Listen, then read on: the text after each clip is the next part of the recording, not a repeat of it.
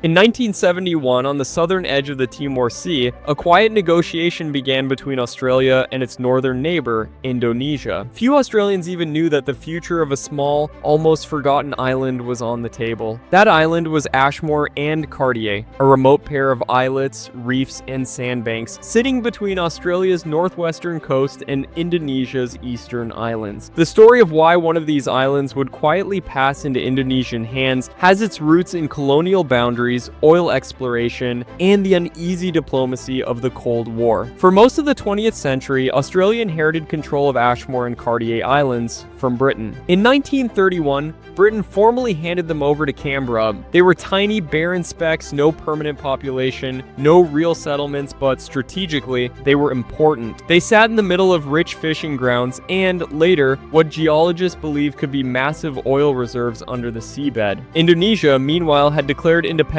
from Dutch rule in 1945, and by the 1960s was seeking to assert itself across its archipelago. The rise of Suharto after 1966 made Indonesia a critical ally for Western powers. Australia, deeply concerned with communism spreading in Southeast Asia, was determined to keep Jakarta close. This meant that disputes over maritime boundaries had to be handled delicately. The focus fell on Pulau Pasir, what Indonesians called part of the Ashmore area. For centuries, fishermen from Roti and other eastern Indonesian islands had sailed south to these reefs to harvest sea cucumbers and trochus shells. Their seasonal presence became part of Indonesia's claim that their traditional fishing rights stretched deep into waters that Australia now considered its own. By the early 1970s, tensions sharpened. Offshore drilling had revealed petroleum potential in the Timor Sea. Suddenly, these empty sandbanks and the waters around them weren't just about fishing, they were about energy and wealth. In 1972, Australia and Indonesia signed a seabed boundary agreement, one of the earliest major treaties dividing the continental shelf. Publicly, the deal was presented as a pragmatic compromise, a line drawn along the seabed to determine who could exploit undersea oil and gas reserves. But within that negotiation, a subtle transfer took place. One of the tiny islets near Ashmore, previously administered by Australia, was recognized as Indonesian territory. It wasn't the entire Ashmore group. Australia retained most of it, along with Cartier. But that small concession mattered. For Australia, it was a gesture designed to maintain goodwill with Indonesia. For Indonesia, it was recognition of long-standing traditional links. At the time, the details barely reached the Australian public. The government avoided fanfare, knowing that ceding even a speck of land would trigger political backlash. But in Canberra's calculations, maintaining a stable relationship with Suharto's Indonesia was worth the quiet sacrifice. The treaty didn't end disputes. In fact, the Timor Gap, the area south of East Timor, remained contested until the 1989 Timor Gap Treaty, and later, after East Timor's independence, a whole new round of boundary talks began. Yet the precedent set in 1972 mattered. Australia had demonstrated it was willing to trade away small, seemingly insignificant islands in exchange for broader strategic security. What's striking is how the episode has faded from collective memory. Australians often think of their maritime borders as fixed, permanent, but the Ashmore concession shows that those lines were negotiated and sometimes redrawn in secrecy. Indonesia, too, kept the matter low-key, focusing more on the symbolism of recognition than the physical value of the islet itself. Historians note that this kind of quiet diplomacy was typical of the period. Both countries preferred stability over public confrontation. The Cold War context, with Vietnam in turmoil and fears of communist influence in Southeast Asia, meant Australia could not afford to alienate its largest neighbor. The island transfer was, in effect, a diplomatic currency. Today, Ashmore and Cartier remain Australian territories, managed as a marine reserve. Indonesian fishers still access them under traditional fishing agreements, though the waters are tightly controlled. The small island once conceded, however, remains a reminder that sovereignty is never absolute. It is shaped by negotiation, compromise, and the balance of power at a given moment in history. The story is not one of betrayal or grand conspiracy,